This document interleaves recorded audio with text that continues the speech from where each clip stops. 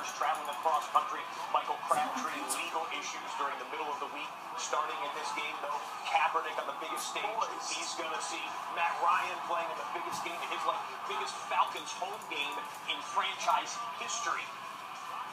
Matt Ryan looked great in the first half. It's Roddy White there for 16 yards. First half, this was the first drive of the game, guys, and we were surprised as to how effective they were against the Niners offense. Yeah, this is the first time I've seen the 49ers defense look a little shell-shocked. I mean, they didn't have any answers for Julio Jones. What happened on Julio Jones? I'm confused as to what coverage they were running because the safety's sitting short.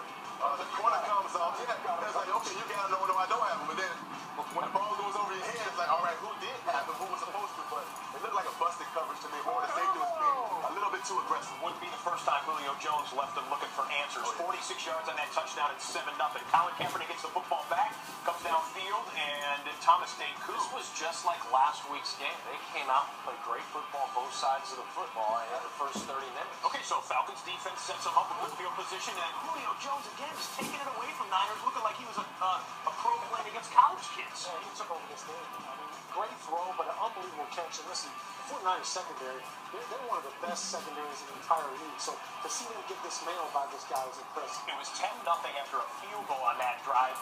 Julio Jones had over 100 yards in the first quarter, and then the crowd gets into it, and the Falcons pass rush will drop him. Mike Nolan, the defensive coordinator of the Falcons, the former head coach of the 49ers, liking what he was seeing there. So Jim Harbaugh, Frank Gore talking it over here, second quarter.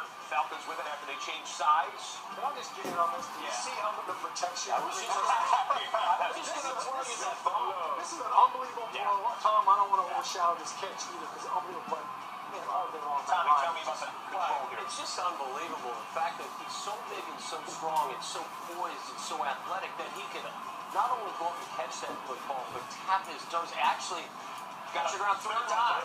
Yeah, third one down. So 17-0, and you're figuring the Falcons are going to the Super Bowl for only the second time in their history.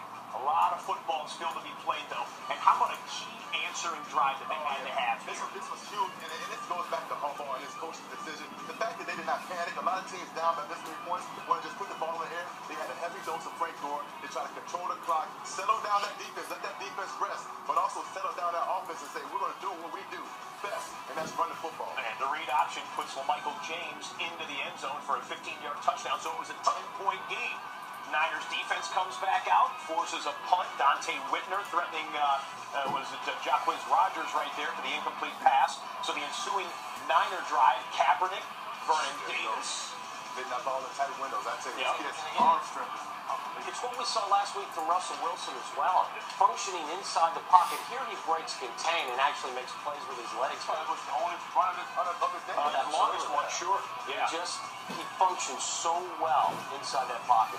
And then Niners fans have been wondering, where has Vernon Davis been? Vernon Davis is here today. He was huge. Made some big plays. And you know what? Colin Kaepernick, you mentioned it. I think there had to have been some pressure on him to say, you know what, I've got to do what I did last week, and everybody's expecting me to run for all these yards. He didn't put that pressure on himself. He didn't force anything. He made the plays that were there for him. He got the ball into the playmaker's hands. Those plays, obviously good scouting right there because the Falcons defense not prepared for Vernon Great play Davis. calling and a great job by Jim Harbaugh and his offensive staff getting these guys ready to play and not panicking when they got behind early. And I'm sure in that meeting room that Coach Harbaugh has sat down with Kaepernick and explained these situations to him and said, okay, this game might kind of work out this way. You know, it's not a time to panic. You know, just play your game. Just certain things, nuances of the game from him having played that position that you really can't get from any other type of coach. Well, we're watching the Falcons answer here right here because they come back down and you figured it was a 3-point game. Here comes the Falcons crumble. Not so much. Matt Ryan, the Tony Gonzalez, the touchdown extends the lead again to 10 points going into half. Later. It would happen because look at the score now. 24 points for the Falcons. And we start the second half. The Niners open up with the football. And what would they do? Bang, bang, bang, down the field. Look at it, straight from the pocket, throwing the intermediate routes, tight ends involved. Randy Moss played a large role. And then they cap it off with the run, as they do with the Michael James drive. or Frank Gore. It changes the momentum and gives them hope going forward, and also it sets a little doubt in the minds of that Falcons team. Then we had the Niners defense come back and make well, we saw Matt Ryan throw an interception at a key time last week against Seattle. It didn't ultimately cost them. This one, though, averts a scoring drive and keeps the Falcons blanked so far in the second half.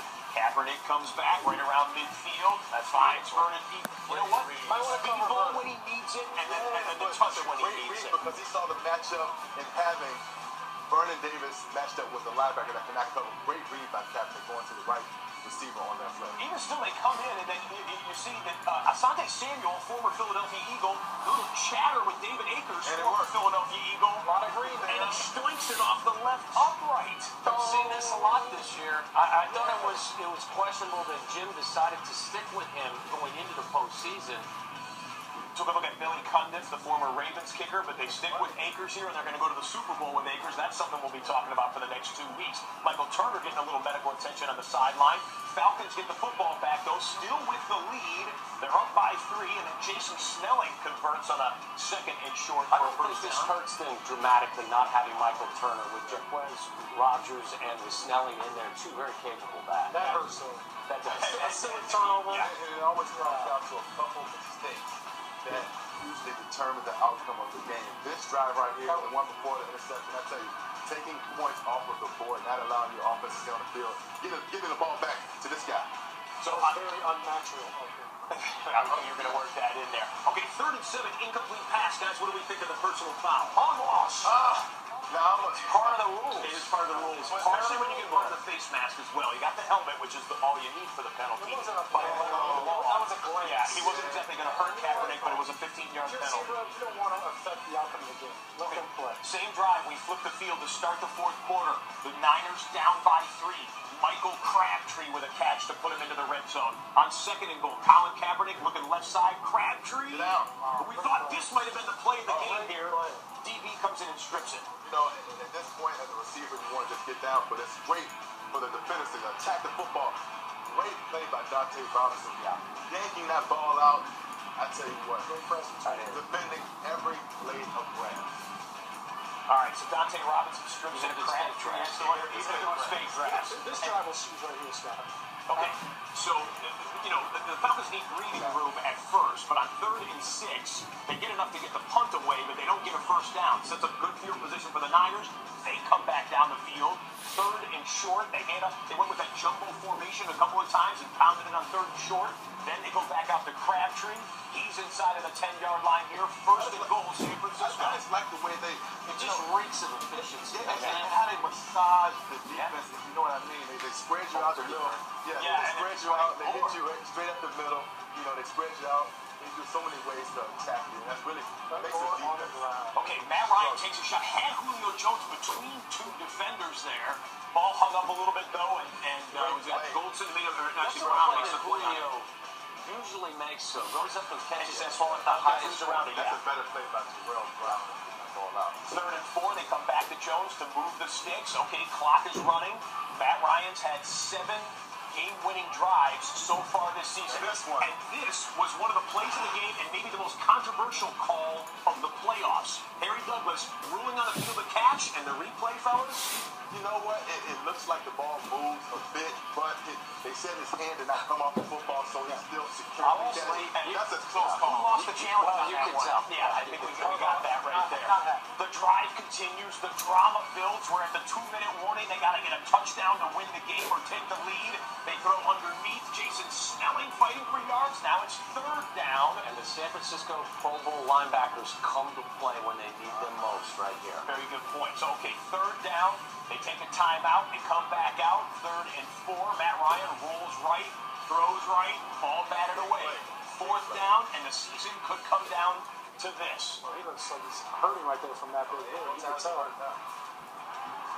Strange decision. Shocking Shocking play call call to there Tony because Gonzalez. the route wasn't deep enough to get the first down. I'm with you, Sean. Obviously, you know, Roddy White, Julio Jones, not bad choices, but maybe in that situation, Tony Gonzalez would be a good choice. But either way, regardless, you have to get beyond the first down mark. Okay, so we were doing that. Now we're calculating timeouts and yardage and whatnot. And Darren, you called it. You said they'd get the ball with about 20 seconds or less left to play. Indeed, they did. 6 seconds You got to go to the end zone, but if Ryan's elbow or shoulder was hurting, that's as much mustard as apparently you can get on the ball. And people might not notice that run by Frank Gore, why it was so big, because it took more seconds off the clock. You give him another chance, that could be another Hail Mary opportunity.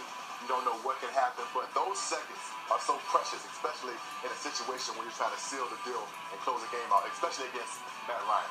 Okay, 28-24, the final. The Niners go into the Super Bowl for the 6th time in franchise history.